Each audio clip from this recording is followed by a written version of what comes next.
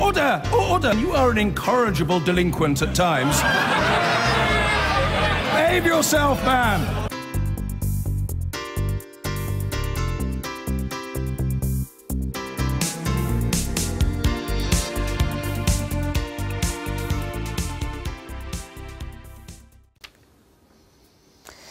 There's been an unexpected fall in inflation. The rate, as measured by the Consumer Prices Index, was 2.6% in June, compared with 2.9% the month before. The drop is partly due to a fall in fuel prices. But some economists are warning the drop could just be a blip, with inflation set to rise again. Here's our economics correspondent, Andy Verity. We're used to petrol being the motor of inflation, but last month it dragged it down.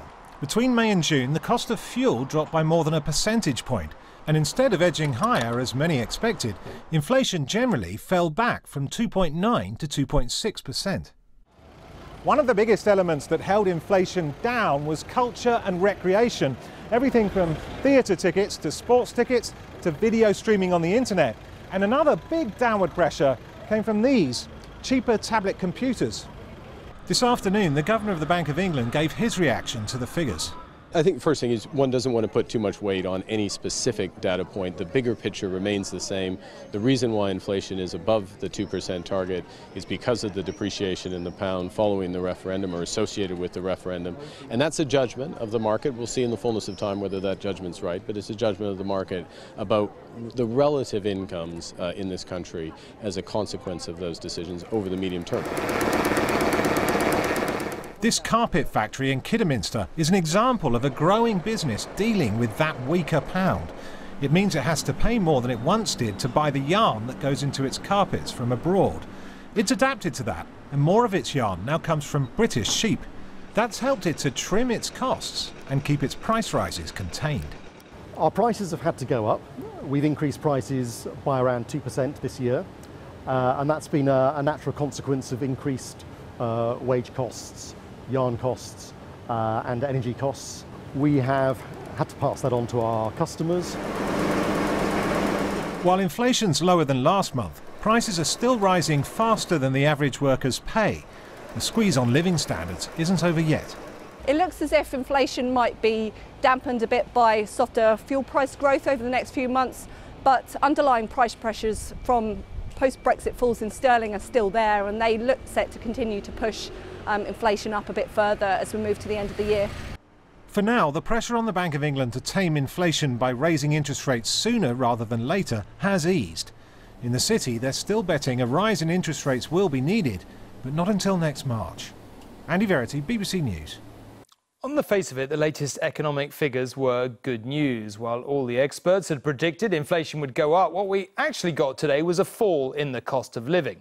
So, thanks largely to lower petrol prices, it does mean a certain amount of respite for hard-pressed households struggling to make ends meet.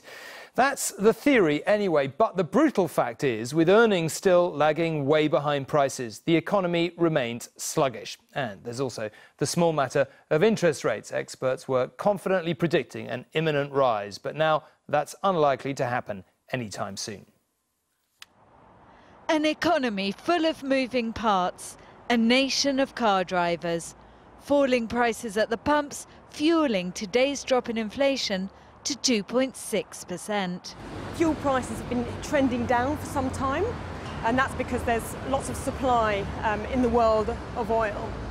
However, that doesn't mean we're on a roll of permanently low transport and fuel prices. Transport contributed most to the dip in inflation. Recreation and culture also helped to slow its pace. But prices of alcohol, tobacco, furniture and food all went up, keeping inflation high. So for many, getting by continues to get harder. Nadine Masseron is a single mum with 2 jobs and little spare cash. And she's noticed she's not the only one looking for discounted food in the supermarket. I go in at the end of the day for the reduced products that are about to be thrown away. And the sad thing I found recently when I went to do this, I went in later on in the evening to see what was reduced. And the queue was huge. There was a security person at that food only allowing people to take 3 items each. For the past 9 months, inflation has only been going up. It remains high because the pound fell after the Brexit referendum, making imports more expensive. Launching the new Jane Austen £10 note today, the Governor of the Bank of England downplayed talk that an interest rate rise is on the way. Given the unique nature of the situation, we've decided to take a little more inflation. Exactly where you strike that line is a matter of judgment. For 6.5 years, David Miles sat with the Governor on the committee that set rates. I think it's a pretty close decision. I think that's reflected in the committee at the moment, where you've got some people voting to raise interest rates, a majority saying now's not quite the right time. I'd have to reflect long and hard before deciding how to vote if I was still there now. But if you had to make a decision, which way would you go? Well, you know what, to be honest with you, I think if today's inflation number had been 3 or above, I'd probably vote to start the process of normalising interest rates. As it is, it's moved back down. I think I'd be more inclined to hold on for a bit now. Will interest rates go up? In 2 weeks' time, we'll find out. And Narina is here. Well, you pose your own question there, really, don't you? Are interest rates going up or not? I mean, a lot of people want to know. Look, of course, I can't say definitively, but I do think it's highly unlikely that they are going to go up next month. Remember, at the last decision makers meeting, only 3 out of the 8 Monetary Policy Committee members voted to raise interest rates, and there was no compelling new reason provided today for the others to change their minds, especially given how unpredictable these times are. Today's inflation drop could easily just be a blip. Brexit negotiations have only just begun.